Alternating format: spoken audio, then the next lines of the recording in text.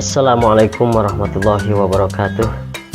Salam bermartabat bagi seluruh guru-guru yang hebat. Kembali bersama saya di channel Eva Mustafa.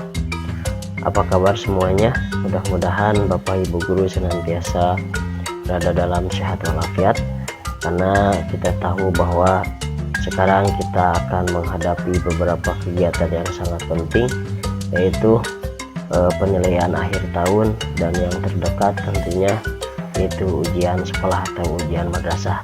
Nah, pada video kali ini saya akan mencoba memaparkan petunjuk teknis penyusunan kisi-kisi dan fokus dalam lembaga madrasah, yaitu pada ujian madrasah tahun pelajaran 2020-2021 yang tentunya mulai bulan Maret itu sampai akhir April.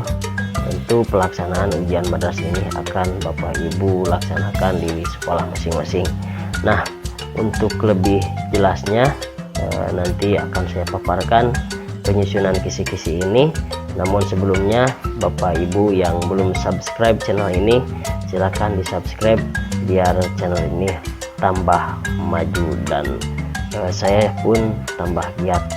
Oke, langsung saja biar nggak banyak basa-basi lagi, kita langsung saja ke materi tentang pemaparan petunjuk teknis penyusunan kisi-kisi ujian madrasah tahun pelajaran 2020-2021.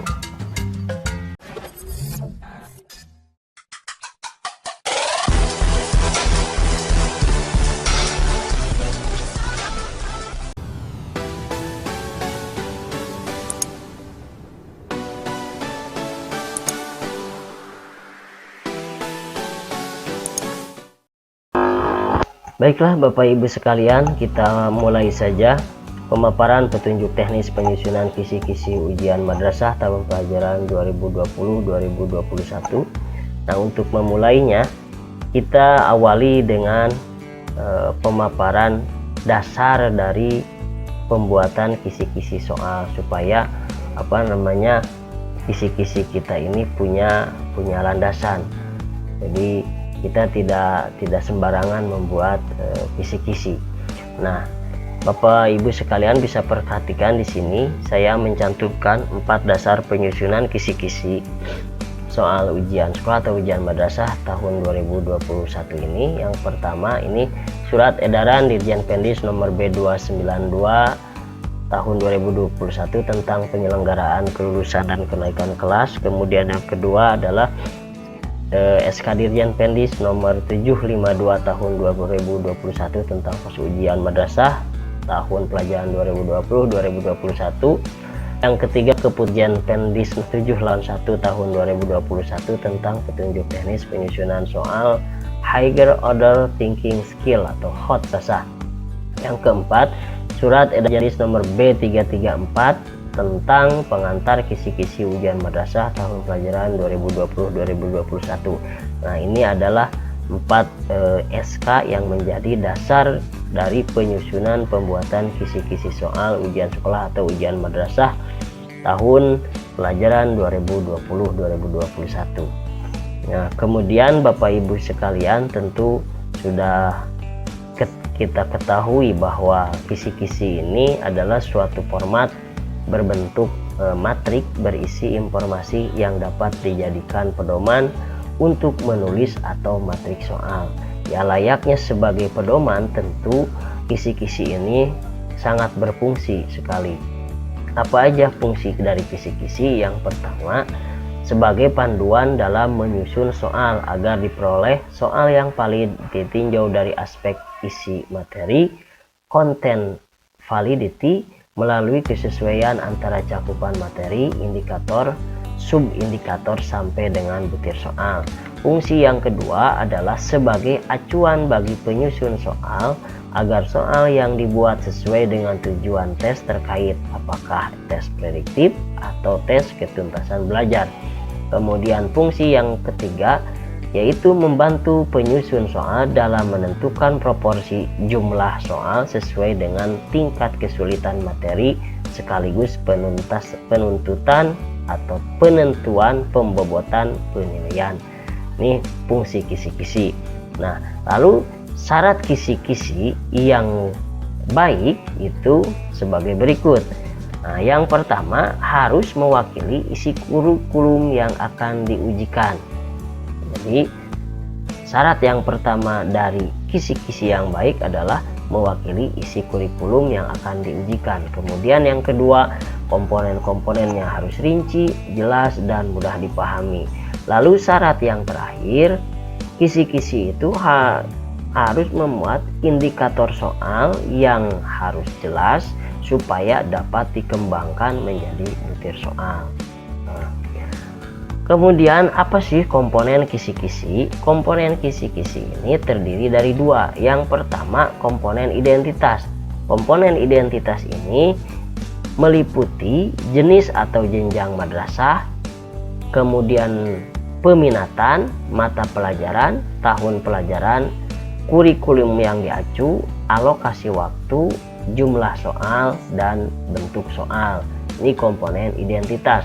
Kemudian yang kedua adalah komponen matrik. Komponen matrik ini isinya kompetensi dasar yang diambil dari kurikulum, kelas dan semester, materi, indikator, level kognitif, dan nomor soal. Nah, biar lebih jelasnya kita lihat dari gambar berikut. Ini contoh format dari kisi-kisi penulisan soal. Nah, di sini dalam format kisi-kisi penulisan soal ini Bapak Ibu sekalian bisa dipakai untuk soal atau kisi-kisi ulangan harian, kisi-kisi PTS, kisi-kisi PAS, juga PAT, dan juga ini kita bisa buat format ini untuk kisi-kisi ujian sekolah atau ujian madrasah. Nah, yang tadi saya sebutkan komponen identitas ini, yang ini Bapak Ibu sekalian yang di atas, di sini satuan guruan atau satuan pembelajaran, jadi sekolah, madrasah. Nah, lalu mata pelajaran, kelas, semester, jadi ini kelas. Kalau misalkan Bapak Ibu sekalian membuat kisi-kisi mata pelajaran tertentu pada kelas 1, nah ini pada kelas tertentu kita cantumkan di sini. Lalu kurikulum yang berlakunya apa? Tentu sekarang kurikulum 2013. Nah, ini peminatan bagi sekolah-sekolah yang ada jurusan ya. Kemudian nah ini komponen matrik. Nah, ini yang berupa kolom-kolom Bapak Ibu sekalian. Nah, tentu Bapak Ibu sudah tahu di sini ada nomor, isinya kompetensi dasar yang kita ambil dari kurikulum. Kemudian juga IPK, capaian kompetensi berdasarkan dari KD. Kemudian juga materi yang berasal dari KD juga. Kemudian indikator soal yang memperhatikan dari KD dan IPK, lalu materinya, level kognitif, bentuk soal, dan nomor soal. Ini adalah komponen matrik. Nah, jadi ada dua komponen ya. Jadi kalau membuat format kisi-kisi, Bapak Ibu sekalian tidak usah bingung formatnya, buatlah format seperti ini. Yang penting harus ada komponen identitas dan komponen matrik. Nah, selanjutnya bagaimana langkah-langkah menyusun kisi-kisi? Yang pertama, kita tentukan KD yang akan diukur. KD-nya dari mana kita ambil? Kita ambil dari kurikulum, dan tentu akan sangat mudah sekali kalau Bapak Ibu sudah membuat silabus. Jadi KD kita tinggal copy paste saja di komponen matrik. Jadi copy paste dari kurikulum atau dari silabus, KD-nya kita kopikan lalu pastekan di kolom komponen matrik yang ada di format kisi-kisi. Kemudian setelah menentukan KD, kita memilih materi yang esensial. Nah, materi yang esensial ini mempunyai kriteria. Kriterianya itu apa aja? Nah, di sini ada 5 kriteria. Yang pertama, materi lanjutan atau pendalaman dari satu materi yang sudah dipelajari sebelumnya. Yang kedua, kriterianya penting harus dikuasai peserta didik. Kriteria yang ketiga, sering diperlukan untuk mempelajari mata pelajaran lain. Yang keempat, berkesinambungan pada semua jenjang kelas. Yang kelima, memiliki nilai terapan tinggi dalam kehidupan sehari-hari. Nah, ini adalah langkah yang kedua. Sedangkan langkah yang terakhir, baru Bapak Ibu sekalian, rekan-rekan satu perjuangan merumuskan indikator yang mengacu pada KD dengan memperhatikan materi dan level kognitif. Nah, untuk merumuskan indikator ini bisa kita lihat dari sini Bapak Ibu sekalian. Bisa kita lihat dari diagram ini. Nah, ini proses penjabaran kompetensi dasar atau KD menjadi indikator. Nah, ini ya Bapak Ibu sekalian. Nah, ini proses penjabarannya. Jadi dari KD ini kita kita cari materinya itu seperti apa, lalu indikatornya itu bagaimana. Nah, di sini ya. Jadi kalau kita baca keterangannya seperti ini. Kompetensi dasar, kemampuan minimal yang harus dikuasai peserta didik setelah mempelajari materi tertentu. KD ini diambil dari kurikulum. Nah, lalu materi ini adalah materi yang harus dikuasai peserta didik berdasarkan KD yang diukur. Lalu indikator. Nah, setelah melihat KD, setelah melihat materi, lalu kita rumuskan indikatornya. Rumusan indikator ini berisi ciri-ciri perilaku yang dapat diukur sebagai petunjuk ketercapaian KD. Nah, indikator dijadikan acuan dalam membuat soal. Di dalam indikator tergambar level kognitif yang harus dicapai dalam KD. Nah, karena di dalam indikator ini, untuk lebih jelasnya, jadi di indikator itu kita akan mencantumkan kata kerja operasional. Nah, dalam kata kerja operasional itulah kita bisa menentukan level kognitifnya. Level kognitif nanti di soal atau di soal itu kita bisa menentukan level kognitifnya itu apakah level 1, level 2, level 3. Ini berdasarkan nanti kata kerja operasional yang ada di indikator. Nah, lalu kriteria perumusan indikator.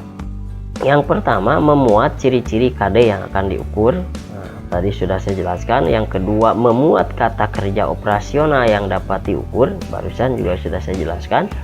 Kata kerja operasional ini penting sekali Bapak Ibu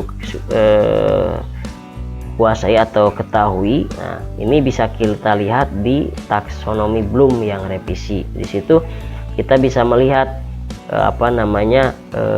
kata kerja operasional yang nanti kita akan bisa mengklasifikasikan level kognitifnya. Kemudian kriteria yang ketiga berkaitan dengan materi atau konsep yang dipilih. Dan kriteria yang keempat itu Bapak Ibu maaf. Nah, kriteria yang keempat dapat dibuat soalnya sesuai dengan bentuk soal yang ditetapkan. Ini adalah 4 kriteria ketika kita merumuskan indikator. Ini Bapak Ibu sekalian, ini baru sampai kepada IPK, indikator pencapaian kompetensi, belum sampai kepada indikator soal. Nah, lalu indikator soal bagaimana? Nah, ini kalau indikator soal komponennya seperti ini. Yang pertama, komponennya itu ada subjek, perilaku yang akan diukur, dan kondisi atau konteks atau kita sebut juga stimulus. Nah, ini adalah komponen indikator soal. Nah, untuk lebih jelasnya kita lihat contoh berikut ini. Disajikan gambar letak benda dan jarak bayangan benda pada lensa. Bila benda digeser mendekat atau menjauh lensa, peserta didik dapat menghitung jarak bayangan benda pertama dengan jarak bayangan benda setelah digeser. Nah, Bapak Ibu sekalian, nah ini gambar atau teks yang berwarna ungu ini adalah komponen stimulus atau konteks atau kondisi. Ini adalah stimulusnya, stimulus. Kemudian teks yang berwarna merah ini peserta didik ini adalah subjek, komponen dari subjek. dan kemudian teks yang berwarna kuning ini adalah perilaku yang akan diukur. Nah, perilaku ini kita ambil dari IPK, indikator pencapaian kompetensi. Ini kita bisa ambil dari situ, Bapak Ibu sekalian. Makanya penting sekali indikator pencapaian kompetensi, karena nanti kita akan turunkan kepada indikator soal, ya.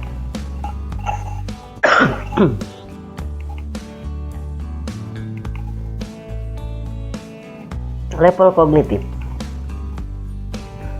Level kognitif merupakan tingkat kemampuan peserta didik secara individual maupun kelompok yang dapat dijabarkan dalam 3 level kognitif berikut. Yang pertama, level 1 menunjukkan tingkat kemampuan yang rendah yang meliputi pengetahuan dan pemahaman atau knowing dan understanding, dimensi proses kognitif C1 dan C2. Jadi ini level 1. Bapak Ibu sekalian, kalau Bapak Ibu buka taksonomi Bloom kata kerja operasional, nah dimensi proses kognitif C1 dan C2 ini masuknya kepada level 1. Kemudian yang kedua, level 2. Level 2 ini menunjukkan tingkat kemampuan yang lebih tinggi yang meliputi penerapan, applying. Nah, untuk level 2 ini di taksonomi Bloom di kata kerja operasional proses kognitif pada C3. Jadi taksonomi Bloom yang dimensi proses kognitif C3 ini masuknya itu ke level 2. Kemudian level 3 menunjukkan tingkat kemampuan tinggi yang meliputi penalaran, reasoning. Nah, di taksonomi Bloom dimensi proses kognitifnya itu ada pada C4, C5 dan C6. Jadi Bapak Ibu sekalian, C1 dan C2 itu masuknya ke level 1. Jadi ke low ya. Kemudian juga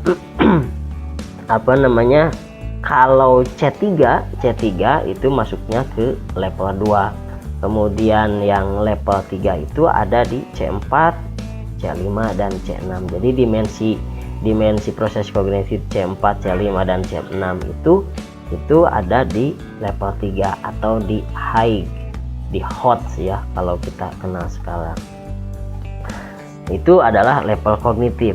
Hal yang perlu diperhatikan Bapak Ibu sekalian dari petunjuk teknis ini dan juga untuk pembuatan kisi-kisi ujian madrasah, itu yang pertama di sini kisi-kisi UM disusun oleh guru mata pelajaran dan ditetapkan oleh madrasah penyelenggara UM. Jadi sekarang Bapak Ibu sudah punya landasan atau bahkan sekarang sudah diinstruksikan oleh Dirjen Pendis bahwa guru mata pelajaran itu harus membuat kisi-kisi ujian madrasah. Kemudian yang kedua, kisi-kisi ujian madrasah mata pelajaran Al-Quran Hadis, Akidah Akhlak, Fikih, SKI, dan Bahasa Arab disusun oleh Kementerian Agama. Nah ini, jadi alhamdulillah ya kalau untuk materi pelajaran agama, kisi-kisinya masih dibuatkan oleh Kementerian Agama. Jadi yang pada poin pertama ini, Bapak Ibu sekalian, yang harus dibuat kisi-kisinya adalah kisi-kisi untuk mata pelajaran umum. Nah, kisi-kisi ujian madrasah ini pada nomor 3 disusun berdasarkan standar isi dan standar kompetensi lulusan SKL kurikulum yang berlaku. Nah, untuk kurikulum yang PAI dan Bahasa Arab tentu ini mengacu pada KMA 183 tahun 2019 tentang kurikulum pendidikan agama Islam dan Bahasa Arab di madrasah. Dan untuk materi umumnya ini berdasarkan kurikulum 2013 kondisi khusus atau kurikulum darurat keputusan Kepala Badan Penelitian dan Pengembangan dan Perbukuan nomor 018 tentang kompetensi inti dan kompetensi dasar pelajaran pada kurikulum 2013 pada pendidikan anak usia dini, pendidikan dasar dan pendidikan menengah berbentuk sekolah menengah atas untuk kondisi khusus. Nah, ini materi untuk umum ya, Bapak Ibu sekalian perlu perhatikan. Kemudian rekan-rekan selanjutnya yang harus diperhatikan juga materinya. Materi ujian untuk yang pertama, materi ujian untuk mata pelajaran umum mengacu pada kurikulum 2013 yang ditetapkan Kemendikbud. Tadi sudah saya sebutkan sebelumnya. Kemudian nomor 2, materi ujian untuk mata pelajaran PAI. Nah, itu sudah saya sebutkan juga, itu mengacu pada KMA 183 tahun 2019. Kemudian yang ketiga, materi ujian MI meliputi materi kelas 4, 5, dan 6. Materi ujian MTS meliputi materi kelas 7, 8, dan 9. Dan materi ujian MA meliputi materi kelas 10, 11, dan 12. Yang keenam, materi ujian MTS dan MA penyelenggara SKS meliputi materi semester 1 sampai dengan materi semester 6. Bapak Ibu sekalian, guru dalam menyusun soal dapat memilih dari 60 kisi-kisi pada setiap jenjang yang telah disiapkan oleh Kementerian Agama dan selanjutnya disesuaikan dengan kondisi masing-masing madrasah. Nah, ini artinya Bapak Ibu sekalian, Kementerian Agama sudah membuat 60 kisi. 10 kisi-kisi ini kita ambil, kita pilih untuk dijadikan soal. Nah, untuk dijadikan soal itu berdasarkan jumlah soal yang mau kita lakukan sesuai dengan keputusan di lembaga masing-masing dan sesuai dengan kondisi masing-masing madrasah. Nah, maksudnya kondisi masing-masing madrasah adalah gimana? Yaitu menyusun soal dapat memperhatikan rambu-rambu persentase dan komposisi level kognitif sebagai berikut. Ini ada saya cantumkan di sini matriknya. Nomor 1 ini untuk madrasah ibtidaiyah. Jadi jumlah soal ujian madrasah itu ditentukan oleh masing-masing madrasah, kira-kira mau berapa jumlah soalnya. Kemudian level kognitifnya, level 1 dari jumlah soal tersebut kita bagi level 1 20%, level 2 50%, level 3 30%. Komposisi materinya adalah kelas 4 20%, kelas 5 30%, dan kelas 6 50% dari jumlah soal yang kita tentukan. Nah, misalkan kalau sekolah kita menentukan jumlah soal yang akan diujikan itu 35 soal misalkan. Nah, jadi level 1 20% dari 35 soal, level 2 50% dari 35 soal, dan level 3-nya 30% dari 35 soal. Begitupun komposisi materinya. Komposisi materinya misalkan kelas 4 20%, kelas 5 30%, kelas 6 50% dari soal berjumlah 35 tadi. Nah, begitupun untuk madrasah sanawiyah, madrasah aliyah sama ya. Jumlah soalnya ditentukan oleh madrasah, level kognitifnya juga persentasenya sama dengan MI. Jumlah komposisi materinya juga sama ya, dari kelas 2 tahun ke bawah. Oke. Ini untuk nanti pembuatan soal setelah kita membuat kisi-kisi.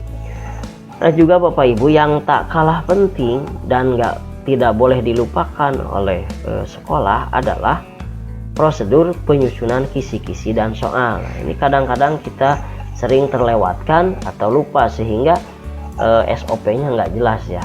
Nah, ini harus kita perjelas lagi tentang prosedur penyusunan kisi-kisi dan soal. Yang pertama, kepala madrasah menetapkan guru penyusun kisi-kisi dan soal ujian madrasah. Nah, yang kedua, guru menyusun kisi-kisi soal UM. Kemudian yang ketiga, guru menyusun naskah soal UM utama dan susulan yang mengacu pada kisi-kisi soal. Yang keempat, validasi naskah soal UM oleh guru yang ditetapkan oleh kepala madrasah. Yang kelima, finalisasi naskah soal oleh guru mata pelajaran. Yang keenam, penyusun naskah soal menyerahkan kepada panitia UM di madrasah untuk digandakan dan atau diinput pada aplikasi ujian yang dimudahkan pada setiap madrasah. Nah, ini adalah SOP-nya ada 6. Jadi prosedurnya pertama ya, kepala harus menetapkan dulu guru penyusun kisi-kisi dan soal. Jadi buatkan SK-nya, SK penetapan guru penyusun. Lalu setelah dibuatkan SK, guru menyusun kisi-kisi dan soalnya. Nah, kisi-kisi soal itu naskah soal itu untuk soal utama dan juga soal susulan, ujian susulan. Setelah dibuat soal baru dipalidasi naskah soal oleh guru yang ditetapkan oleh kepala madrasah. Jadi kepala madrasah selain menunjuk tim penyusun kisi-kisi juga harus ditunjuk juga guru guru yang akan memvalidasi naskah soal ujian madrasah. Nah, lalu finalisasi naskah soal. Setelah naskah soal itu final, baru di sekolah atau panitia ujian madrasah di sekolah menggandakan soal tersebut. Nah, jadi itulah Bapak Ibu sekalian, rekan-rekan satu perjuangan. Jadi ini adalah prosedur penyusunan kisi-kisi dan soal yang mungkin kadang sering terlupakan di lembaga kita. Baiklah Bapak Ibu sekalian, terima kasih sudah menonton video ini. Jangan lupa subscribe channel YouTube Eva Mustafa sehingga channel ini tambah maju ya Bapak Ibu sekalian. Dan kalau Bapak Ibu sekalian membutuhkan file-file yang berupa dasar dari penyusunan kisi-kisi ini atau petunjuk teknis penyusunan kisi-kisi ini, nanti bisa Bapak Ibu sekalian download di link deskripsi video ini.